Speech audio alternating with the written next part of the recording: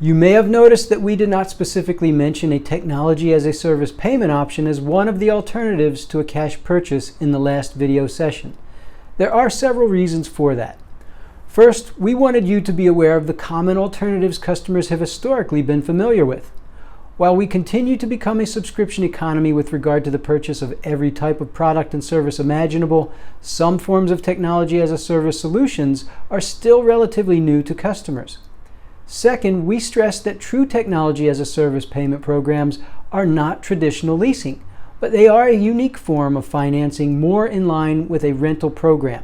So it is important that you and your customers view each as a separate and distinct type of payment option designed for different purposes. And finally, we wanted to specifically use technology as a service for the discussion in this section where we will address the cost of financing versus the cost of a cash purchase. Now, in the course of assisting partners with sales opportunities, we often help position and prepare technology as a service monthly payment proposals. And it is not uncommon for partners to tell us that the customer says the financing cost is too much in comparison to the cash price. Unfortunately, here again, customers do not realize they are making a calculation error, which most often looks like the following. Let's revisit the $100,000 solution we discussed earlier and assume we are putting together a technology as a service monthly payment proposal for a customer. Just as earlier, let's say the monthly payment is $1,979 for a 60-month as a service term. The customer multiplies the $1,979 payment by 60 months and correctly states that they will pay a total of $118,740.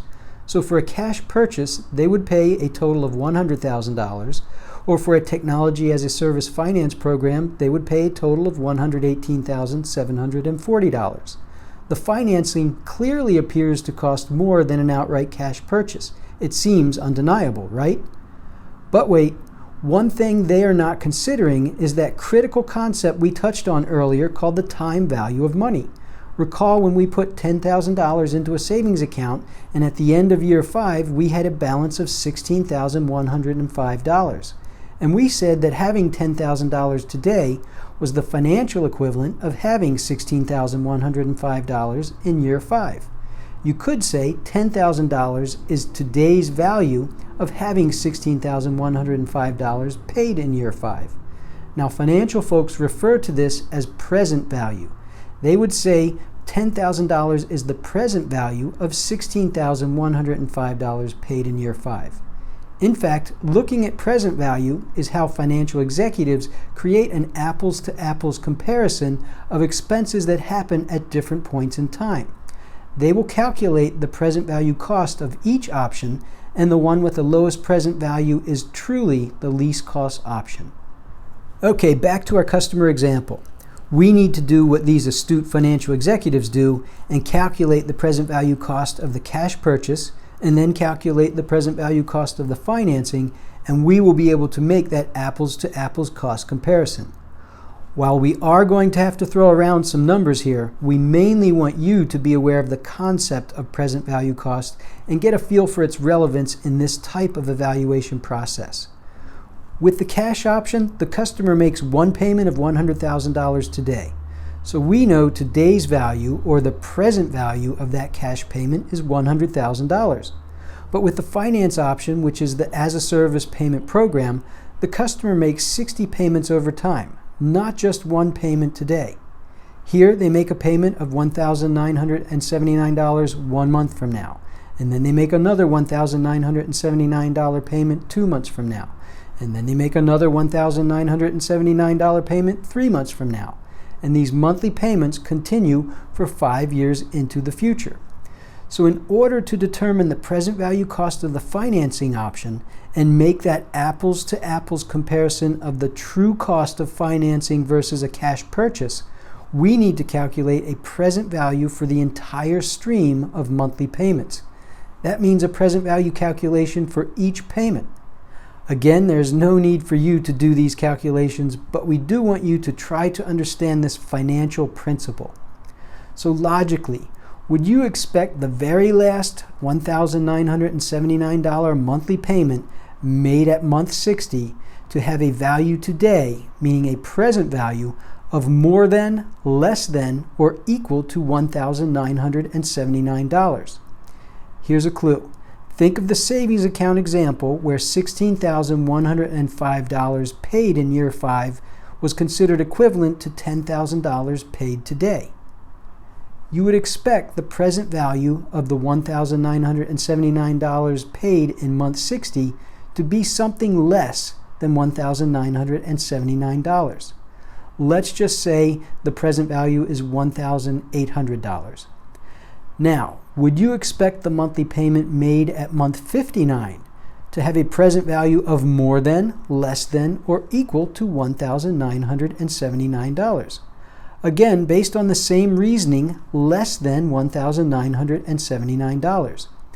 But this payment is made 1 month closer to today than the payment in month 60. So logically, we would expect the present value of the $1,979 paid in month 59 to be a little bit higher than the present value of the payment from month 60. So in this case, let's say it's $1,820. If we continue to calculate the present value of each monthly payment, you will see that the present value will always be less than the actual payment of $1,979. And that is because each of these payments is made at some point in the future. You will also see that payments made closer to today will have a higher present value than payments made farther into the future. And this makes sense. After all, if a payment is received today, like the $100,000 cash purchase, that amount is already in today's dollars, which is the same as saying that is the present value. And the longer into the future you have to wait to receive a payment, the less that payment is actually worth today, by which we mean its present value would be less. When we calculate the present value for each of the 60 payments and add them all together, the present value cost of all of the financing payments will definitely be less than the straight arithmetic customers do. Many times the present value of payments alone will be less than the cash price. But there are several additional details that are important to consider as well. We will look at a financial comparative analysis to fill in those remaining details and complete the comparison.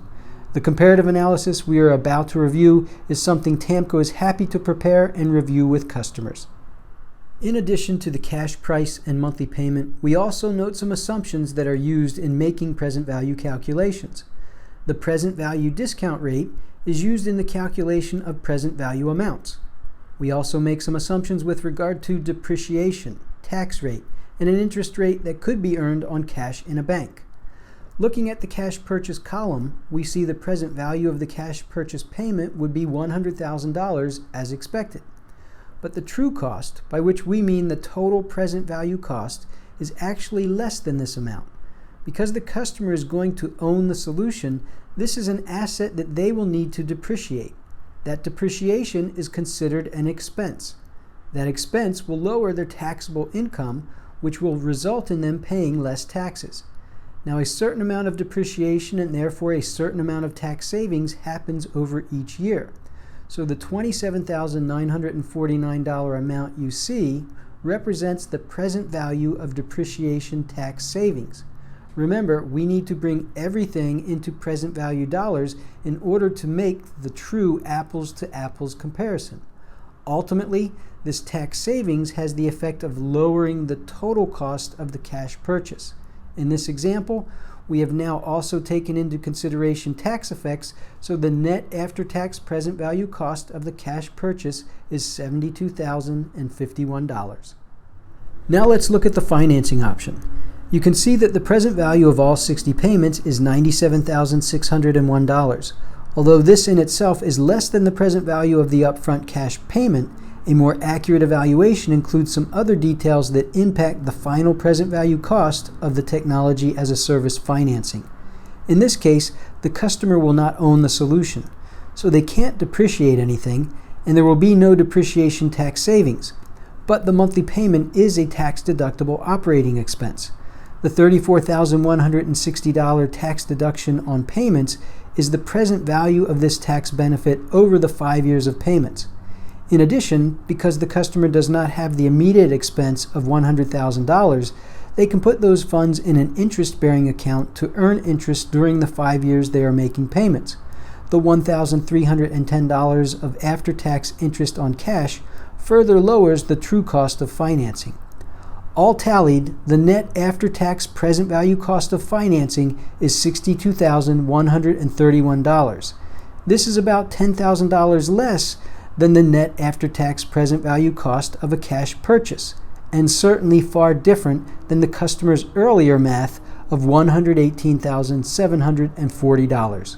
While this is just one transaction example, the interesting thing is TAMCO has been providing financing for technology solutions for over 25 years. Every single one of our as-a-service proposals from day one has had a lower present value cost than the upfront cash purchase of the proposed solution. So why do customers get this wrong? Well, hopefully you can now appreciate that basic arithmetic is not going to allow a correct cost comparison. And present value calculations are not something that everyone is familiar with. Your financial contacts like CFOs, controllers, and treasurers understand this, and they do make financial decisions based on present value analysis.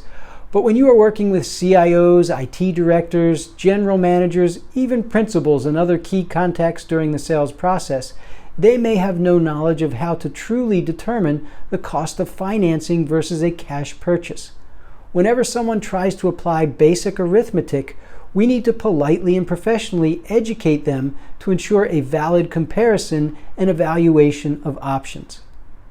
I will say it again, we do not expect you or any of our partners to do present value calculations or speak to those numbers, but it is important to recognize that is where the conversation with the customer must go if they are trying to make a cost comparison.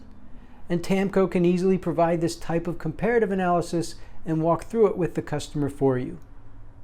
Wow, I know we packed a lot of financial math and details into this section, but we know you will encounter customers that need these details in order to make a good decision.